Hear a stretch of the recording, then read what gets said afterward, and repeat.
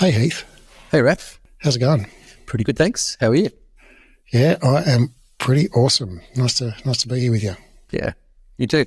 How's the world looking with your new glasses? A little bit bigger and a lot clearer. Yeah, it's amazing, isn't it? Yeah. I was never short-sighted, but then when I got my first pair of glasses, I was like, oh shit, this is really clear. Right. Then I realised I had been short-sighted my whole life. Yeah. Was that your experience? No, I used to have really clear vision, actually. It's been the last few years of extra computer work where that's deteriorated quite quickly. Yeah. That could be a workplace injury. Yeah. Could be. Yeah, so today we're here to talk about the original Contrology matwork sequence, 1 to 34, or if you're not quite as pure, 1 to 37. If you do the series of 5, not the series of 2. Yeah, if you're a Ramana devotee, you're trained classically. So why do we want to talk about that? Is everything old new again? Maybe it was, but it wasn't old to me when I grew up in Pilates school. So the insight that I think triggered this conversation was doing the mat work from start to finish didn't happen. I didn't do that in my training and was never instructed to do it. It wasn't part of the training that we do that. And so I never thought of it. I just sort of actually never kind of grew up thinking that that was the premise. Sounds like you had some teachers that didn't really know what they were talking about. Well, my teacher really knew what they were talking about within the context of the learning materials they were delivering. I'll give them the piece of my mind one day. Anytime you're ready. Imbeciles. I'm sure he's available when you are. Yeah. But all right. So yeah, everything's new again. But yeah, I suppose what I would double click on with the Contrology repertoire is what I've learned about how to teach movement to people, about graded exercise, setting them up for success, and even the external cueing when we look at the way Joseph taught. But I just see that a lot of that's built into that repertoire, and that by doing the repertoire from the beginning to the end, let's say enough times that you get a sense of it, and whatever challenges it presents to you, you're able to become confident enough with that you're not just concentrating on finishing the movement, but that you can think about it in context a bit. It's like a text. It's like it offers up to you a whole lot of information about what you're doing. You know, it's not going to change the course of the universe or anything, so then when I see lots of, let's say, people on the Instagrams, you know, talking about how to teach the roll-up more deeply, there's a bit of me that thinks, no, when you can do the roll-up, you do the next one. You do the roll-over. You know, like, you don't go deeper into the one movement, you go further along the progression. And that, I think that summarizes the way I understood it when I was taught, was that for the individual, with their posture or their muscle balance or their whatever, you needed to break up or chop up the individual exercise so that it suited the individual, rather than find the version they can do. Once they can do it, progress them to the next one. So actually move them forward through the repertoire rather than chop up the one early exercise so that it fits their posture, muscle balances, blah, blah, blah. So the elephant, if we want to call it an elephant, is the deconstruction of the 34 Contrology exercises, 100 roll up, roll over, one leg circle, roll back, single leg stretch, double leg stretch, etc. That when you and I learned it in the contemporary Pilates multiverse, were the 100 was like 6 exercises, because you started with ab prep with your feet on the floor and just doing head nods. Actually, head nods, then ab prep, then tabletop, then whatever it was, and after X number of weeks, you got to do the 100 or whatever. With bent legs. So never actually just going through the sequence, like from 100 to push up, or 34 in a row, which actually once I did it, which was many years after I certified, I until I did that sequence. It's like it doesn't take very long, and it takes me less than 20 minutes to get through the whole 34 exercises. And it's weird that in my whole certification, we never once did that. Never once did that sequence as a sequence, which to me now just seems like weird and crazy, given that's the whole content of Joseph's book is this sequence. Yeah. So, is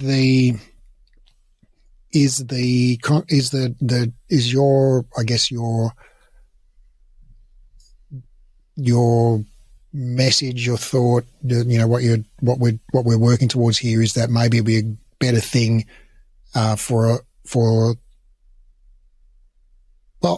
guess what is it? I know you're a big fan of the original Contrology 34. And I think it's probably true that if you were trained in contemporary Pilates, you may not be that familiar with the original Contrology 34 in their just original form. And so what's the benefit? Why should we care about this? Why not just do it the way you were taught, with 5 different versions of 100, etc.? There's a variety of ways we could sort of enter that question. One that comes to mind easily is Joseph's premise seems to be, I feel like he said this explicitly, but maybe I imagine it, that he was trying to make people healthier, happier, and live longer. I'm pretty sure he said that. Yeah, I'm pretty sure he said that too. I think he used the words vitality and spontaneous joy and things like that. Yeah. Yep. So however it was explained, we were on the same page. And what we know now and what we teach in the Breathe courses is an evidence-based approach which leads us back time and time again to the physical activity guidelines, which is 150 to 300 minutes of moderate cardio, which means you're slightly out of breath, and 2 to 3 strength training sessions per week, that's all per week. And strength trainings means your major muscle groups go to near fatigue. And I can pretty safely say I never got out of breath and was never challenged in my strength when I was doing the 5 versions of the 100 before I got to do the 100. Mm-hmm. And when you do the repertoire in sequence, even if you're fit, even if you're super fit, it's still half an hour of whole body movement. So you will be slightly out of breath. So it's like, all right, but there's that, you could enter that question at that point. It's like, if you just do the repertoire, you're actually getting evidence-based health benefits from exercise, where if you, let's say, do head nods for 20 reps, well, arguably you're getting nothing. Right. So, all right. So there's a health benefit. It's funny that, we have this very deeply held core value of science, you and I, and, Pilates is very, by definition, is kind of a traditional field because it's based on the teachings of a person, historically. And some of what Joseph Pilates taught has turned out not to be borne out by science, like the skin brushing and, whatnot. But a lot of what he taught are specific to the actual repertoire that he taught, the way that he taught, has turned out to be surprisingly prescient and is very much in line with current best evidence on how to get the most benefit from your exercise. And it's paradoxical that a lot of Pilates has gone in a direction, has evolved in a direction over the decades since Joseph's death that has actually moved away from current, our 2023 current understanding of best exercise and sports science, knowledge. And actually Joseph's 1940s version of how to do Pilates, or Contrology as it was at the time, is actually more up to date in most respects than what you find or when I say more up to date, I say more in alignment with current scientific best evidence, clinical guidelines, physical activity guidelines, etc. research on motor learning, than you would find in most contemporary Pilates, or even classical Pilates curricula. So I think, yeah, he's sent us a time capsule. Yeah, and the other part of that, which, yeah, could say was in the time capsule, is, as you said, how people learn as well. When you, this is the thing that knocked me off. Well, I found fascinating once I started to do the repertoire from start to finish regularly, that it plugs in, like it lines up really neatly with graded exercise. Like, do what you can today until you can make it easy, and then do something harder. And, roughly speaking, make the thing you're already doing just a little bit harder. Like, you don't have to kind of reinvent the wheel. Just do the thing you're doing, make it a bit harder. And if you've got some weights, use some weights, because that just is the same movement. But as well as that, there's the motor learning aspect of early success. So pick something that you can do, then make it harder so you've succeeded rather than failed. And what I got from my training was the assumption that everyone was in danger or incapable, So we have to make this so small and so detailed, so microscopic that everyone can do it. But actually,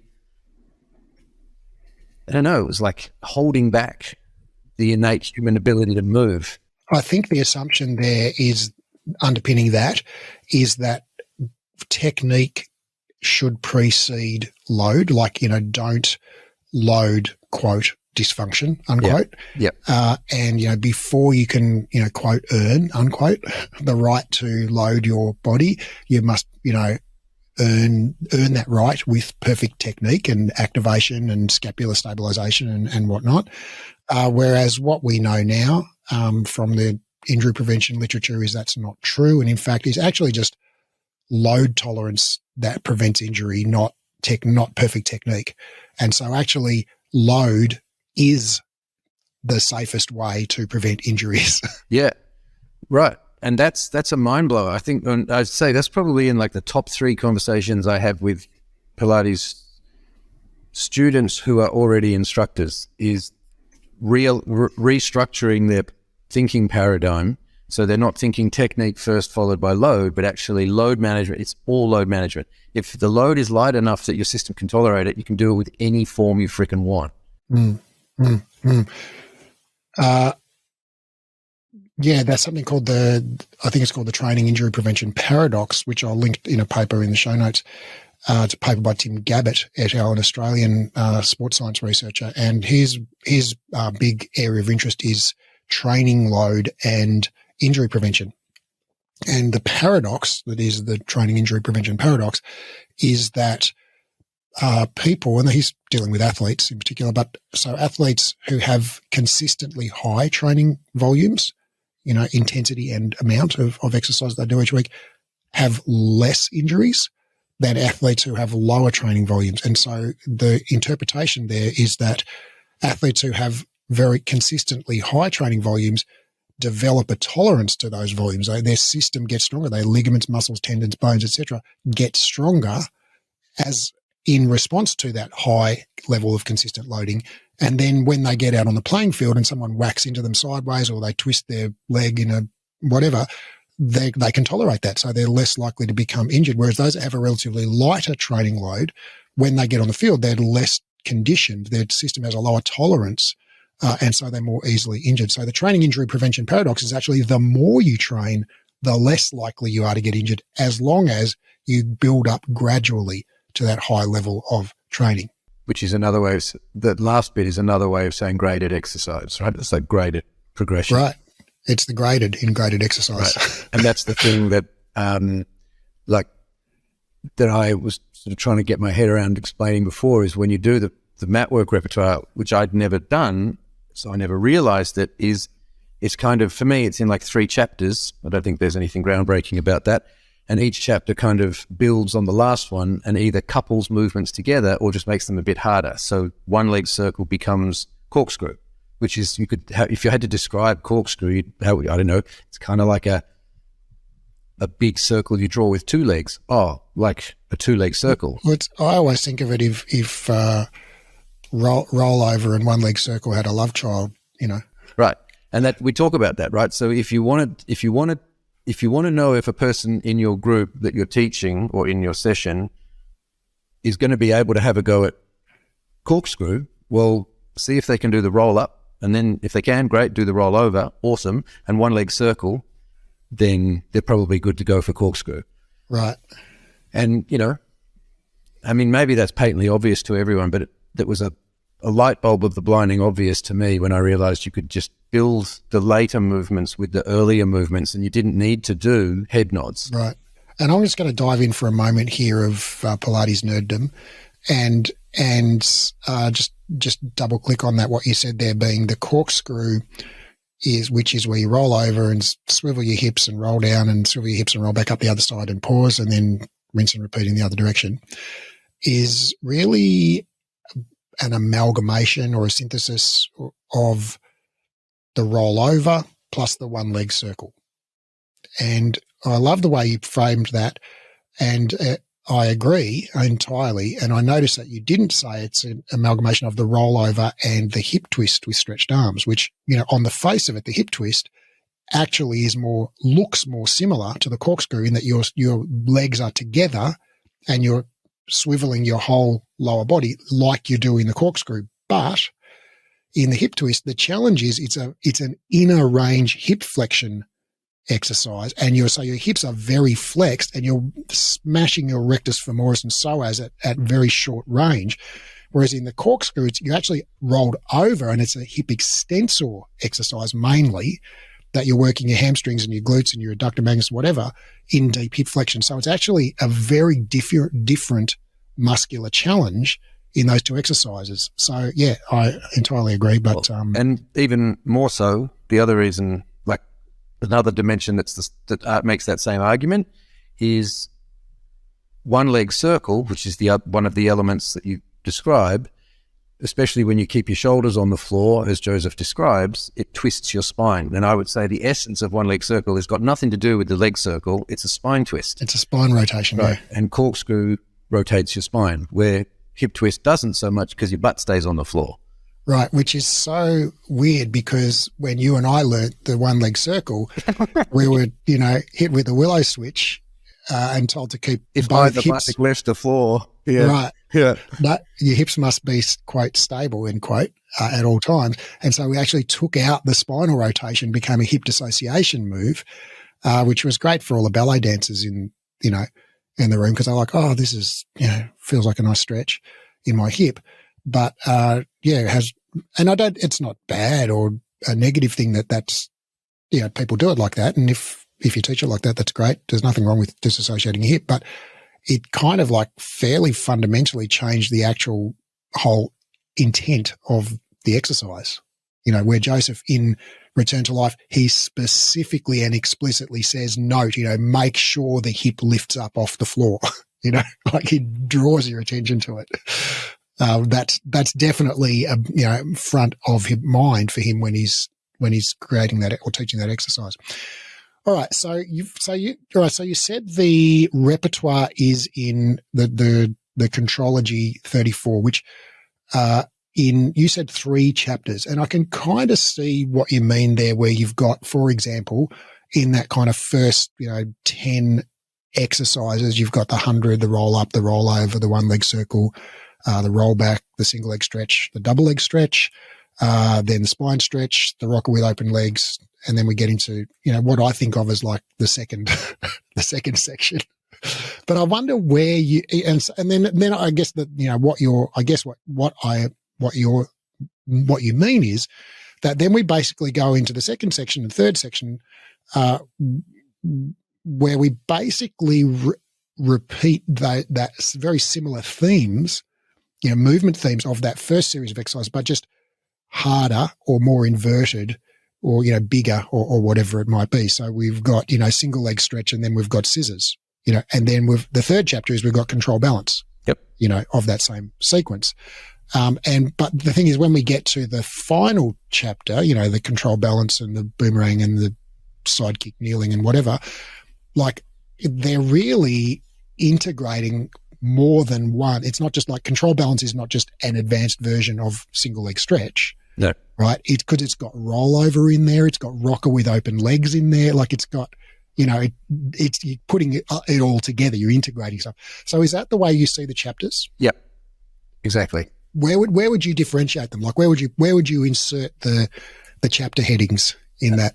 Yeah. In that sequence? So for me, I say the second chapter begins at the spine stretch, and I think that because the roll up, if you have, so for the beginner client who can do the roll up,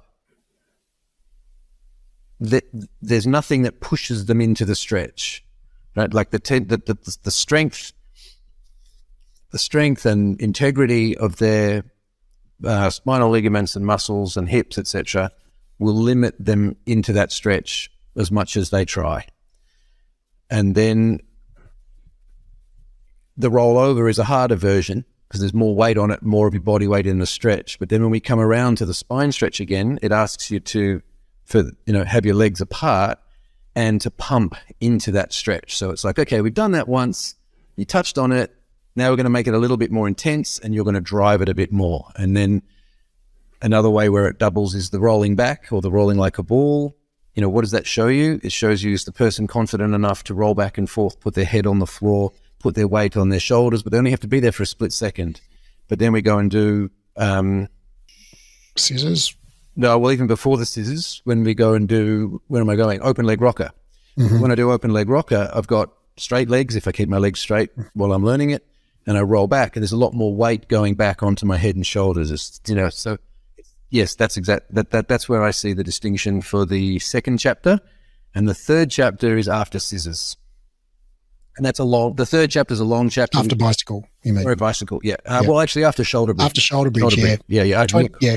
Scissors for me just means the beginning of the inversions. Yeah. Yeah. So at the end of that, I feel like that's the third chapter, and we could probably make an argument that there's like sub-chapters in the third chapter or something, but because spine twist is not, it's not really totally linear, right? Because you couldn't, it'd be very hard for me to be convinced that if you were to say like, okay, spine twist is harder than corkscrew, for example. Right. I think I dispute that. But I think it's designed very well that you wouldn't want it to just get harder and harder and harder and harder and harder every exercise for 34 exercises, right? You want there to be kind of ebb and flow. Yeah. In any workout. You want sort of peaks of intensity and then kind of periods where it backs off and you're still working, but it's not as intense. And then you go for another peak. Absolutely. And that's exactly, so like the roll up is easier than the rollover, and we could pretty safely, I think, argue that the rollover is more demanding than the spine stretch. Agreed. Right. So there's the peak, and then the double leg stretch and the crisscross, if you're doing the full 37, I don't know. I'm a purist. I'm not going to do that. Okay. They're harder, physically harder and more demanding than spine stretch. The challenge of spine stretch is the flexibility of the hips to sit into the start position. So you're absolutely. So when we say chapters, for me, it's not just chapters. It's actually peak, trough, peak, trough, peak. It builds, gives you a little bit of a break, builds again, gives you a little bit of a break, builds again. Right. I actually, and I think the peaks are not necessarily the same for every person because we all have different strengths and flexibilities and body mass and whatever it might be. And so, for me, I actually find like the last probably the last 3-4 exercises less of a peak. Like to me, the control balance is like it's challenging, but it's not vigorous particularly. I'm not like, oh crap, I've got to psych myself into doing it. But something like, I don't know, hip twist, I've got to psych myself into doing that. Yeah. Or boomerang if you do it the way we see him doing it. Yeah. It's hard. Yeah. The other thing, just like while we're nerding out on that progression, and I've been meaning to ask you this for about 10 years, is something that I observe in that repertoire is in Joseph's programming, at least on the mat, he always precedes back bends with twists. Uh-huh. And I know that's a convention from a lot of yoga programming as well. And I wondered if you've got any insight. I've it's been on my list of things to Google Scholar for like 10 years and also to ask you for 10 years. So here we are. Do you have any thoughts on why rotation would precede extension? No, actually, to be honest, I've never thought about that. But now you point it out, I just think, yeah, of course. He doesn't always follow rotation with extension, but he always precedes extension with rotation. Right. Yep. So, before swimming, you've got hip twist. Before rocking, before rocking, you've got like crab and seal come before rocking. Oh, fair point. Yeah, you're quite right. And rocking's, I would say, pretty inarguably the most full-on extension in the whole sequence. Yeah, I'm prepared to push back on that in the sense that if you can easily reach your ankles, and people and their spine is fairly mobile, they tend to feel it like a leg exercise rather than an extension exercise. All right. Speaking from my own experience, I'm right there with you. I'm right there with you. But tight back and heavy legs. Yeah. But when you see someone whose spine bends a lot, they just grab their feet and they're like, "Wow, my quads, man." Okay, and so for somebody, I guess, because you've got like before swan dive is saw. Yep. There's your rotation, right? So it's two twists driven from either end of the body. Yeah. I guess, we don't often really think about this, but shoulder bridge is extension, right? Yep. In the Contrology repertoire. I mean, I know when we learned in stop Pilates, it was like neutral spine, from morning, noon and night, but actually in Joseph's, version, it's your spine's in extension. And before that comes bicycle and scissors. Now, I guess, you could like really kind of push the point and say bicycle, well, it's, reciprocal leg movement, so it's kind of a rotational, it's like, I don't know. No, a bit more likely to argue that shoulder bridge is not full spinal extension because it's really sort of lumbar extension. Right, and you're supporting your hips with your hands anyway.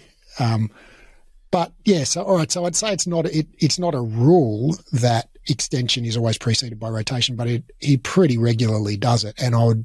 Yeah, so particularly early, and except for rocking, I think is the main one that I guess I take your point. I guess I'm only living my own experience in my own body when I do rocking. Oh no, I think that that's a question to take to Joseph when we get to Pilhalla, right? Okay, you did it in the early stages, but not in the later stage. Huh. Maybe by the time you're that advanced, you don't need the warm up.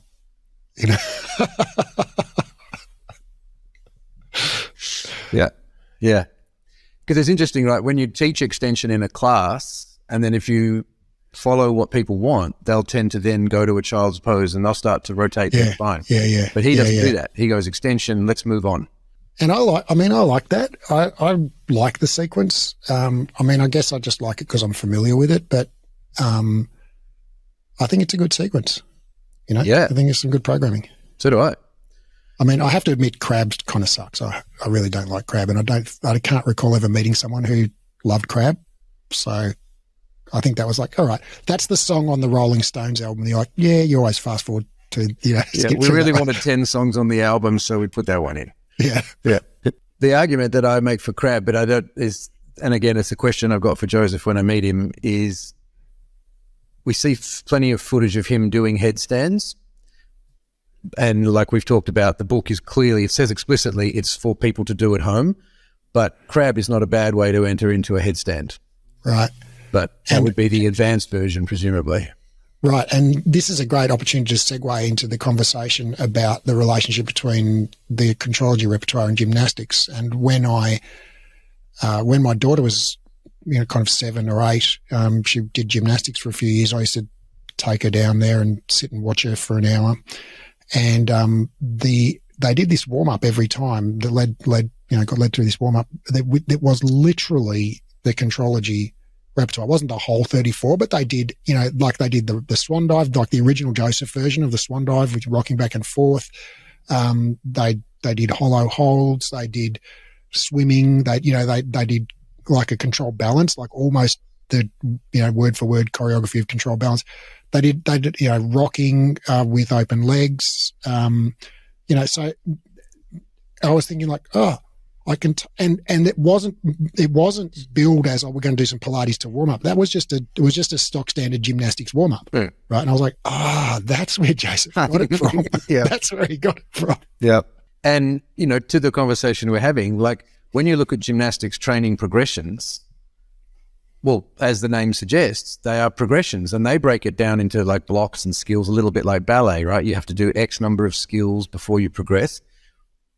But that's exactly like the chapters we just described, right? You've got to do these versions of a skill at the given level. And when you can master that, you move on to the next version of the skill at the next given level. And eventually you're doing crazy ass triple back flippies, but that started out with holding a dish position while you rocked back and forth. So tell me about how, because you were saying off air before we started that you see, you don't see this Contrology repertoire as, terribly strenuous. And I guess I agree with you. I mean, I would say like when you first do it, it's strenuous as all get out. Yeah. And there are parts of it that I still suck at, hello rocking, but like, okay, you're doing like literally like 3 push-ups at the end. That's like, that's like, 97 less than you probably need to do to get a really good workout. And there's no like really strong leg work in, like there's some good hip work in there, but you're never really working your quads or your calves to any great, or your hamstrings, or you're stretching them a lot, but there's not a real, it's not, you can get through the whole thing in 19 minutes. I can anyway. If you do the suggested number of reps that Joseph suggests in Return to Life, you said you take about half an hour because you do yours. I do a few extra reps. Yeah. So where do you, I guess the question embedded in that kind of is, when you and I both learnt this, we learned it through the Stop Pilates manual where there's 76 exercises. And most of what's in this original Contrology repertoire was presented to us as the, quote, advanced repertoire, and we were like, oh, you had to go and do a special course. You didn't even learn about it in your normal, intensive Mat Plus. So you had to do an extra course where you learned the, quote, advanced repertoire. It's like, no, like that's what Joseph would teach you on your freaking first day. Doing Pilates. Yeah. I think the thing that, like before we launch into that, I suppose we've already talked about how the repertoire is graded. So the first chapter is easier than the second chapter, whether that's in coordination or strength or flexibility or combination of those things. And some people, depending on their current physical capabilities, will find the early stages challenging. You do get clients who can't do a roll-up yet, and you do need to modify that. So I think, remembering that it's easy to forget what we don't know. It's not super hard when you can do it, but if you can't do it yet, it's a really good system to build that capability, which is awesome, right? So it's not like, here's something that you're going to suck at, go and suck at it. It's like, here's something that you might suck at the end of it, but at the beginning, you're more likely to succeed. And if you really need it, we can break it down a bit more.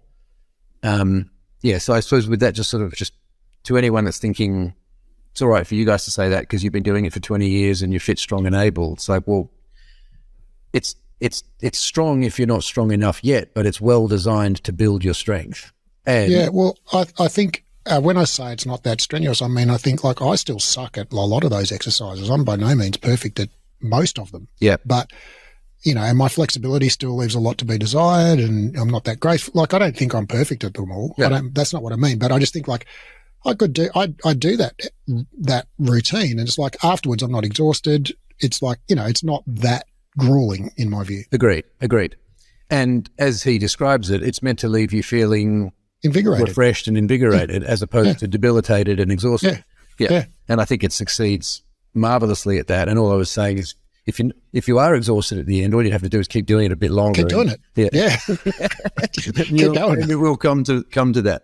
Yeah. Well, and that's exactly what he says in the book, right? Just do it. Like if at first you can't do the full exercise or you can't do the full number of reps, just do what you can and then do a little bit better tomorrow and a little bit better tomorrow and do it 3 times a week. And before you know it, bada bing, bada boom, you're doing it. Yeah. Right? And even 20 years later, you're probably still going to suck at rocking or whatever your nemesis exercise is, right? but it won't leave you feeling sore or stiff or tired or, just be like, oh yeah, did my workout, great, move on with the day, feeling good. Well, yeah, I can't remember where we started in on this line, but one thing I've often thought is, especially when you look at the videos of what Joseph does, with his mates out in the snow or whatever, whichever bit of archival footage you're looking at, I kind of think, yeah, this is your warm-up. And you know that it's good for other people who aren't as fit as you. But for you, you just do this and then you get on with the next thing. Right. And I guess that's what, really the light bulb that went off in my brain when I watched my daughter at gymnastics is it is the warm-up. Yep. Right. The Contrology sequence is the warm-up for a standard gymnastics class. Like, it's the warm-up. Yeah. And then you go and dips in the rings and you do, yeah.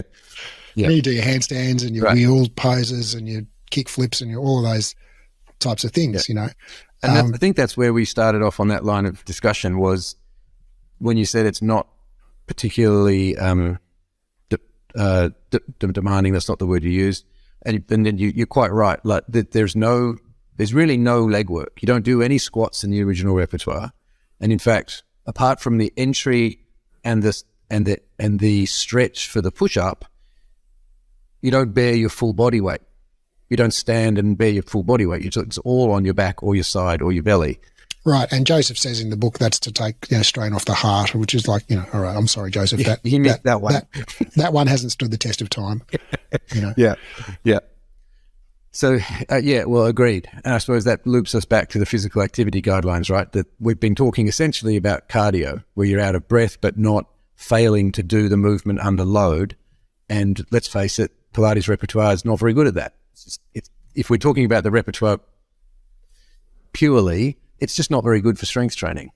I don't know. I think I'd like to qualify that. I think it's not very. I think the Pilates repertoire. And again, when we talk about the Pilates repertoire, there's a wide range of things that. We're talking about the mat work. The Contrology, 1 to 34 sequence, or if you're less of a purist, 1 to 37.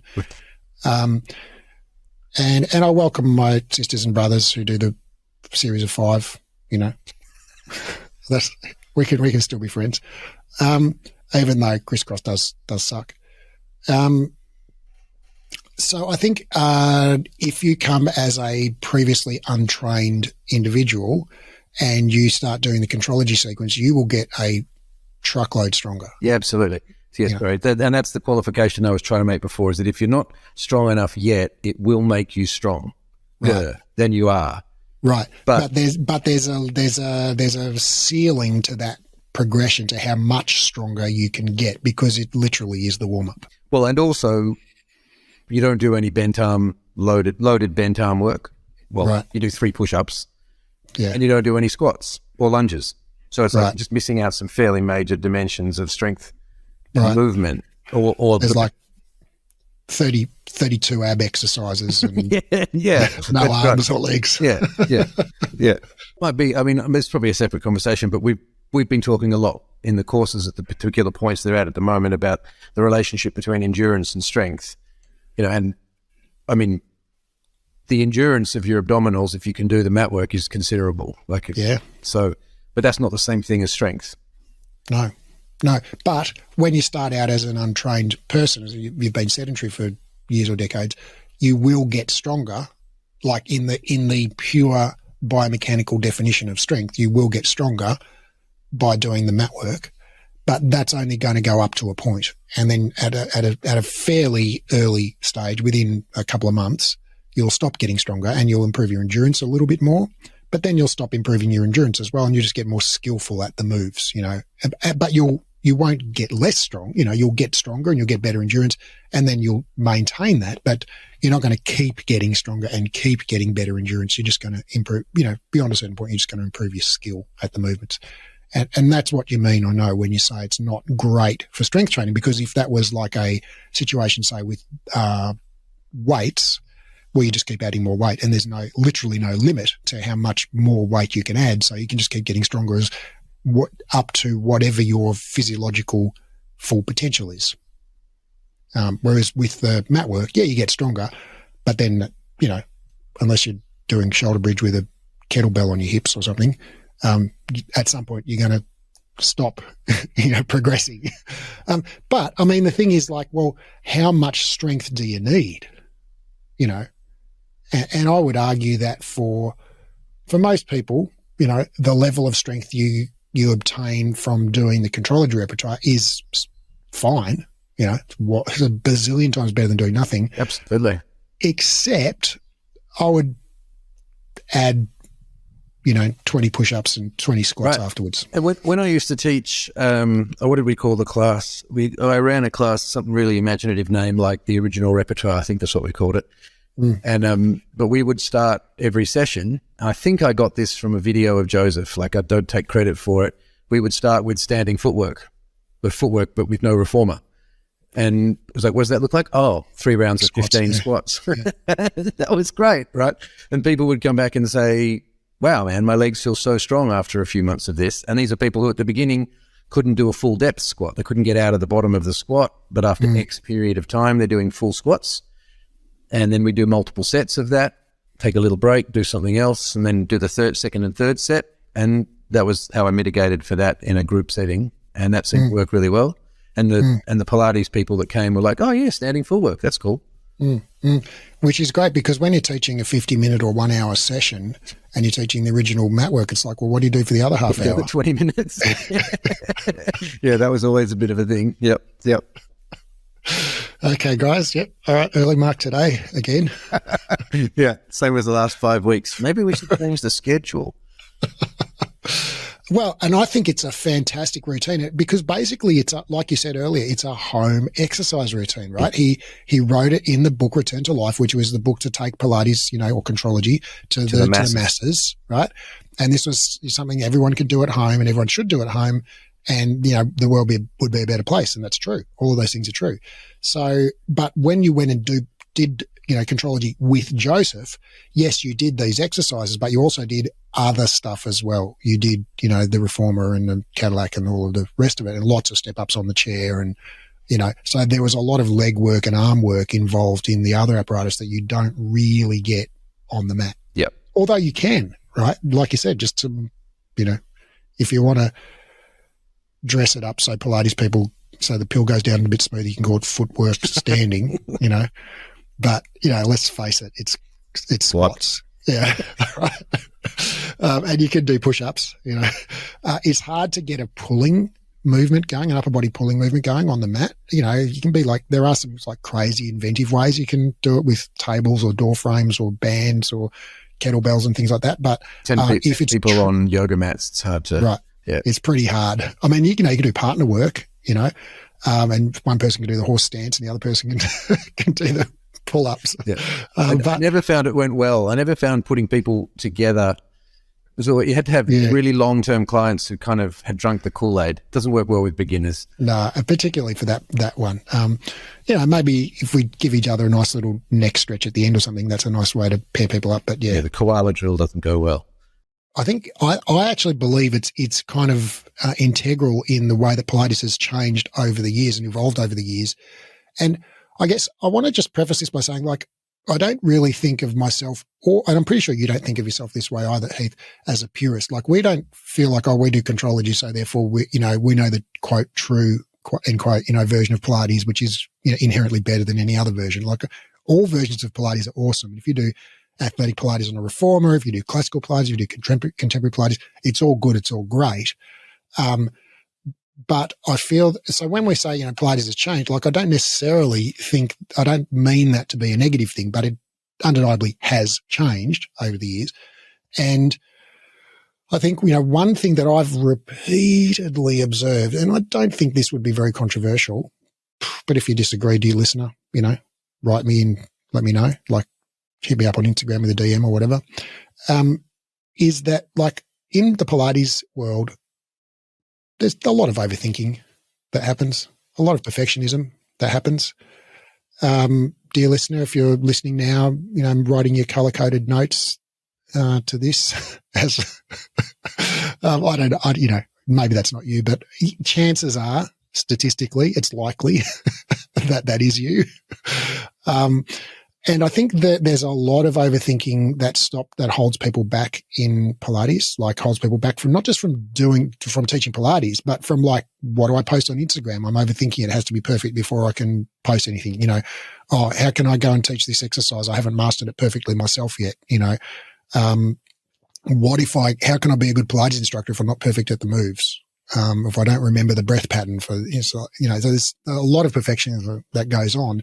And I think that's encouraged a lot, albeit, not intentionally necessarily, by, the super detailed, deconstructed way of teaching that has sort of become the norm, I think, in a lot of Pilates. Whereas actually, Joseph's approach to teaching was kind of the exact opposite of that. Like, he was all about whole body movements, not this or that pet set of muscles. He was not about isolating things and, like, he was about vigorous whole body movement. Like that famous saying, which, I've heard from a couple of different sources, was when people asked him in the gym, hey, what's this exercise for? He would get cranky and go, it's for the body, like it's not for some specific part of your body. It's a whole body thing. And when you look at these exercises, like, they are basically whole body exercises, the Contrology sequence. So I think that I guess it's a kind of a sense or a suspicion that has been growing in me, over time, that the further we get away from practicing Contrology the way that Joseph did it, the more that kind of overthinking and perfectionism, has become an issue within the Pilates space. I wonder what are your thoughts on that? I think my thoughts on that, I agree with that observation about the progression away from the way he taught it.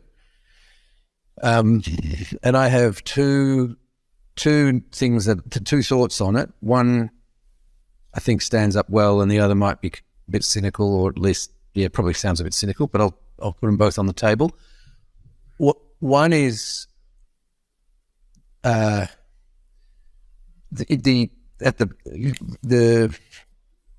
safety thing. It's like, when there was evidence back in the early 90s that seemed to suggest that, did suggest, but then was quickly proven wrong, that the firing patterns of specific muscles had some relationship to pain, and right. Pilates was sort of already associated with people who were in pain. So it's like, okay, so all of a sudden, and that becomes viral, and so like, okay, well, that seems to be one. And when I've sat with people and really thought through, asking 10 whys, not just 5, but 10 whys on why form or regressions are important. Basically, the only things that I can get to are safety or aesthetics. Like, if you believe that it's for safety, that would be a rationale. Turns out that in most cases, as we said about load management, what you should actually be thinking about is, do they have the strength to complete the movement yet? Not, are they doing it correctly? But that's one way that I see that has happened, and I agree that it has happened. And the other is the one that's a bit more perhaps cynical, that I think there's a propensity in, maybe it's in humans, to gild the lily, because it within the paradigm that so like what you've been taught, rather than going, oh, maybe this isn't everything, maybe I need to look outside my box and learn something new and explore the gymnastic repertoire or the yoga repertoire or strength training. It's rather, I'm just going to double click on the thing I know and find how to make it seem to have more meaning than maybe it does. So the classic example for me is the Rollup. I've seen workshops on how to do the Rollup, and my mind just boggles. It's like, just do the fucking Rollup. Like, just lie down now. Lie down and roll up, right? Yeah. And if you can't, use a couple of dumbbells, or do it backwards, or have someone hold your ankles. You don't need to think about spiraling your femurs into your acetabulums and some of the things I've seen. It's like, that's just putting stuff in where you don't need to put it, as far as I can tell. I'm a little less forgiving on that one. I totally get how the safety culture thing has bolted. And that's part of our mission together, is to try and change that train. But I understand that progression. And I lived it. I lived that safety thing for a long time. Me too. Yeah, yeah. Hey, I want to talk about both of those, but first, the first thing I want to address is that the safety culture thing, which you said that research in the 90s, seemed to suggest, and you said it did suggest that transverse abdominal, the firing sequence of transverse abdominis, had something to do with back pain, and that is true. But I think it's not the whole story. And so this is, very specifically, the study that you were referencing is called Delayed Postural Contraction of Transverse Abdominis in Low Back Pain Associated with Movement of the Lower Limb by Paul Hodges and Carolyn Richardson from University of Queensland in 1998. And what they did, and so this is where the whole thing about transversus abdominis come from. This is like patient zero, of the whole thing. And so what they did, Hodges and Richardson at UQ in 1998 was they got, I think like 47 or something. I'm pretty sure it was 47 from memory.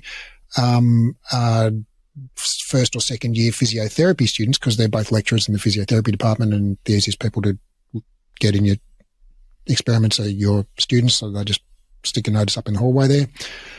And they got people who had low back pain, people who didn't have low back pain, and they put EMG, electromyographs, so little stick-on things that measured the activity of their muscles, the electrical activity of the muscles, to measure the trunk muscle and the leg muscle. And they basically then got people to stand on two legs, and then said, okay, now reach your right leg backwards. And what they found was, in the people without low back pain, all of the trunk muscles fired in preparation before they lifted the leg, whereas in the people with low back pain, the transversus abdominis, the firing was delayed by a few milliseconds, like 20, 30 milliseconds from memory. And so the leg fired first. So first, the abs fired, the rectus abdominis, the obliques, then the leg, then the transversus abdominis fired, in the people with back pain. And so what that does suggest, based on that single study, is that there is an association between the firing sequence of transversus abdominis and low back pain. But what it doesn't suggest is that there's a causal link, right? So it doesn't suggest, and this is not what you implied, but I think that this is where we all, myself included, got confused, right? And put and jumped in and filled in the blanks, essentially. Right, filled in more blanks than could have been, should have been filled by this experiment. So the experimental design, they didn't do an intervention, right? So basically they just observed that these people, with back pain, their transverse abdominis fired later. So you can't logically conclude from that the transverse abdominis firing later caused back pain, right? It could be the case that happened, or it could be the case that when you get back pain, it causes your transversus abdominis to fire later. Or it could be the case that whatever causes low back pain also causes the transversus abdominis to fire late, right? So, and simply observing that people with low back pain, the transversus abdominis fires late, doesn't give us any information about which one of those three possibilities is in fact correct, right? We've got 0% certainty of which one of those is correct. And so that study suggested an association between transverse abdominis timing and low back pain, but it didn't suggest anything about causation. And subsequent studies actually showed that even the association doesn't exist, right? Because subsequent studies found that, so in some people with back pain, transversus abdominis fires more early than in the people without low back pain. And some studies showed no difference. And so it actually turns out to be, a storm in a teacup. But yeah, so I think that, that was a very interesting episode in the kind of the rehab sphere, because even Hodges, and Hydes and Richardson, the original researchers there, they actually wrote a whole book on how to rehab low back pain with, this transverse abdominis and multifidus activation, approach. And I read the book and I used that approach for a couple of years. But it was founded on a lack of interventional studies, and time after time after time, when we look at the interventional studies where we get people with low back pain and we retrain their transverse abdominis, what we find is it helps, but it doesn't help any more than any other form of exercise, right? So if you get someone who train their transverse abdominis to fire later, it helps just as much, you know. So, so I think that was an interesting interlude in the whole Pilates and physiotherapy world. And unfortunately, you know, some people are still stuck in that, you know, in that 1999 to 2002 thought bubble where the rest of the world has moved on, but we're still stuck there anyway. So I think that's something I wanted to address, is just that the notion that association doesn't imply causation, and that subsequently the association has been discredited anyway. Like, it's not a thing. There have been like 7 or 8 systematic reviews that have just gone like, no, this is blown out of the water. Right.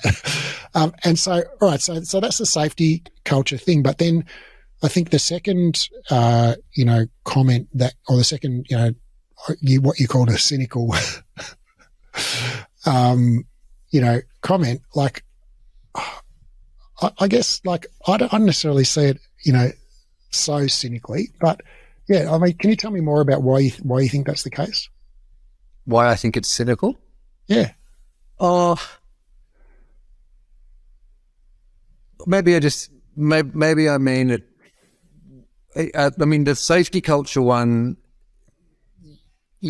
we're all busy. We're all, and we're all, it's like you can understand how that train got going.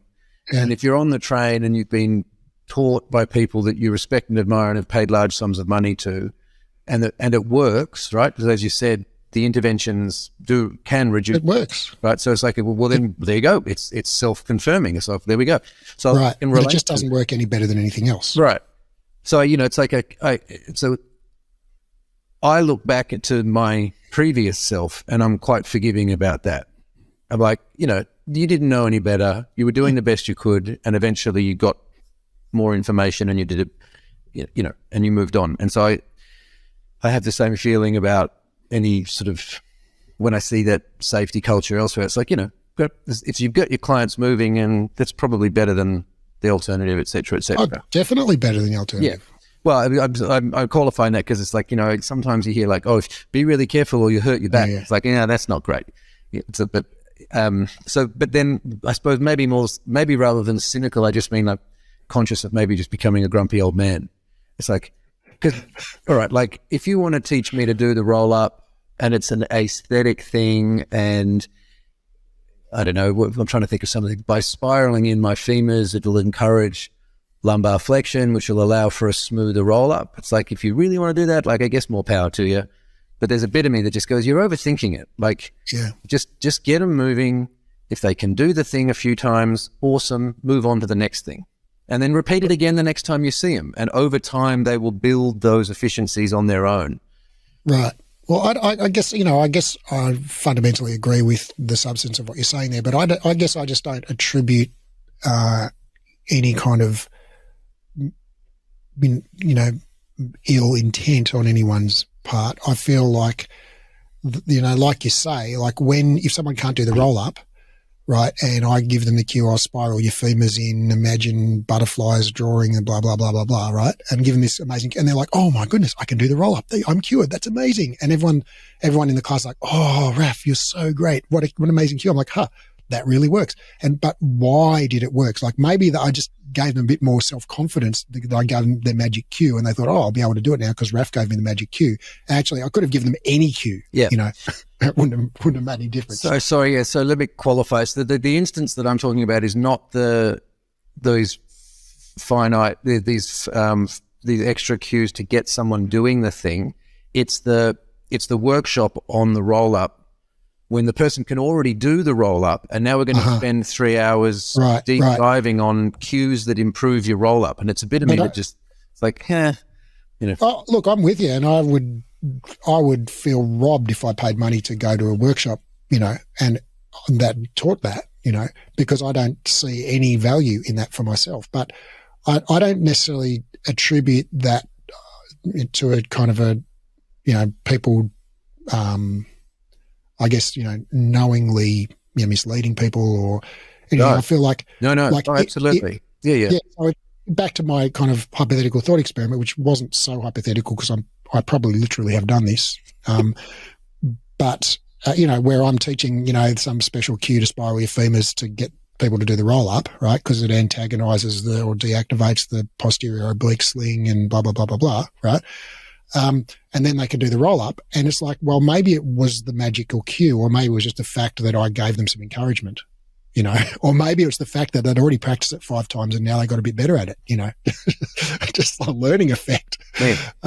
So there's lots of possible reasons that cue might have helped them that don't require the cue to actually have done anything, per se. But then just say it does, appear to work, right? And everyone congratulates me and, tells me how awesome I am for doing that cue. I'm like, oh, this shit really works. This is amazing. I really know my shit. And so then I think I'm going to write a whole workshop on how to do this. Everyone should know this. It's so empowering, to know how to do the roll up like this. And I'm going to write a workshop. Go, hey, everyone, amazing workshop, how to do the roll up, improve your cueing, learn to, spiral your femurs, whatever it might be. And like, I genuinely believe that I'm helping people by doing that. Yeah. Right? Yep. And those people come along and they are genuinely helped because now they can do the roll up better, right? They don't know it's just because they practiced it a bunch of times, right? And if I'd given them any other cue, it would have worked just as well, or even no cue, probably would have worked even better.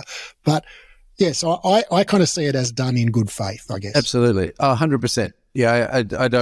I don't see those things and think, that person's ripping people off and being malevolent about it or manipulative or intentionally kind of putting stuff in where they know that they don't need to.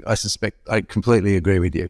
I guess I'm just saying from where I've ended up through my journey, I look at that and go, I don't want to pay you money to do that. I'd rather just go and do a workout. Yeah. Right. Well, the irony is by just literally doing the workout, you'll probably improve the exercise. And the research suggests that if, getting internal cues is probably worse than getting no cues, or at least no better than getting no cues, for improving your movement skill. So, which is funny. And I think there's a whole, area that we could touch on there, which I don't necessarily want to go into, but I think that this kind of cuts to the heart of, this sort of, I guess, the perfectionist and overthinking mindset, which is like, dovetails or really coexists with or enables imposter syndrome in people, and people feeling like I have to be perfect before I start. And and even I know I'm not perfect, and therefore if people think I'm good, they must just be misled, and they're going to find me out one day.